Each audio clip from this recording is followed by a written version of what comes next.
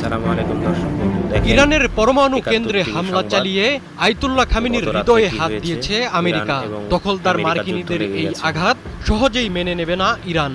পাল্টা জবাব দিতে প্রস্তুত হচ্ছে ইরানি বাহিনী। তেহরান জানিয়ে দিয়েছে তারা মধ্যপ্রাচ্যের মার্কিন ঘাঁটিগুলোকে টার্গেট করবে। যুদ্ধর মধ্যপ্রাচ্যে অন্তত ১৯টি অঞ্চলে আশঙ্কা সামরিক পাচ্ছি ঘাঁটি আমরা রয়েছে সবাই। আমেরিকার। এসব ঘাঁটি ইরান থেকে খুব বেশি দূরে নয়। সাধারণ স্বল্প থেকে মধ্যপাল্লার ব্যালিস্টিক মিসাইল ব্যবহার করেই ইরান এসব আমেরিকান ঘাঁটিতে খুব সহজেই আঘাত হানতে সক্ষম।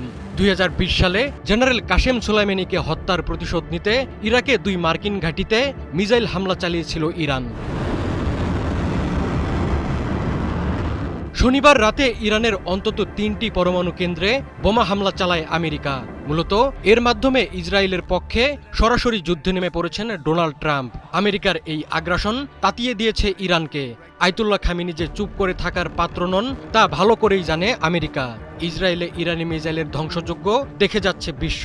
তাই পরবর্তী পরিস্থিতি মোকাবিলার জন্য প্রস্তুতি নিতে শুরু করেছে আমেরিকা। ইতিমধ্যে মধ্যপ্রাচ্যে অবস্থানরত প্রায় ৫০,০০০ মার্কিন সেনাকে সতর্ক অবস্থায় থাকার নির্দেশ দিয়েছে ওয়াশিংটন। কয়েক দশক ধরে মধ্যপ্রাচ্যের বিভিন্ন দেশে সামরিক ঘাঁটি পরিচালনা করে আসছে আমেরিকা। মধ্যপ্রাচ্যে অন্তত ১৯টি জায়গায় সামরিক ঘাঁটি রয়েছে তাদের। বাহরাইন, মিশর, ইরাক, জর্ডান, কুয়েত, কাতার, সৌদি আরব এবং সংযুক্ত আরব আমিরাতে সেসব ঘাঁটি অবস্থিত। বলা হয়ে থাকে বিশ্বজুড়ে আমেরিকার খবরদারি ফলাতে ভূমিকা রাখে এসব ঘাঁটি। ইরান পাল্টা জবাব দেওয়া শুরু করলে প্রথমেই আঘাত আসবে এসব ঘাঁটিতে। মধ্যপ্রাচ্যের এসব মার্কিন ঘাঁটি লক্ষ্য করে মিসাইল প্রস্তুত করে রেখেছে ইরানি বাহিনী। গ্রিন সিগন্যাল পেলেই নিশানা লক্ষ্য করে ছুটে যাবে ইরানি মিসাইল।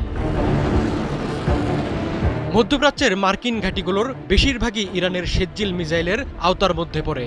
এই ব্যালিস্টিক মিসাইলের রেঞ্জ প্রায় ২০০০ কিলোমিটার। ইরান শুরুতে ইরাক ও সিরিয়ায় থাকা মার্কিন ঘাঁটিগুলোতে হামলা চালাতে পারে বলে ধারণা করা হচ্ছে।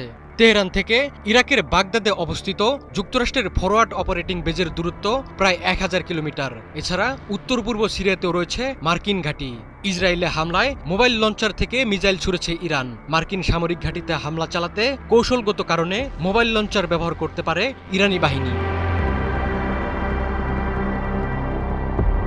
ইরান ও তার মিত্র প্রতিরোধ গোষ্ঠীগুলোর অন্যতম লক্ষ্য হতে পারে মধ্যপ্রাচ্যে মোতায়েন করা মার্কিন যুদ্ধ বিমানবাহী জাহাজগুলো। ইরানের সবচেয়ে স্পষ্ট টার্গেটগুলোর মধ্যে একটি হল